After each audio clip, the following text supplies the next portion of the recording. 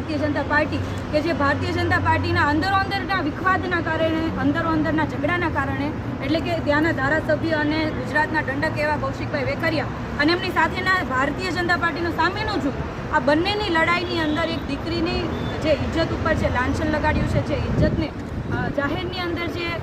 બદનામી કરી છે, ઇજ્જત ઉછાળી છે, તો એ તમામ ઉપર કાર્યવાહી ક્યારે કરવામાં આવશે? અત્યારે જે પ્રમાણે ભાજપના નેતાઓ બોલે છે અને જે પ્રમાણે ત્યાંના જે પોલીસ તંત્ર દ્વારા જે પ્રમાણે વાત કરવામાં આવે છે કે બેનનો જે પેલી બેનને જે અટકાયત કરી હતી અથવા તેમના ઉપર જે ફરિયાદ દાખલ થઈ હતી અત્યારે એમને જામીન મળી ગયા છે, પરંતુ જામીન માત્ર જામીનથી નહીં પરંતુ એની ઉપર જે ફરિયાદ કરવા માટે જેમણે પ્રેશર કર્યું છે એ લોકો, આ તમામ લોકો ઉપર ક્યારે કાર્યવાહી થશે? જ્યારે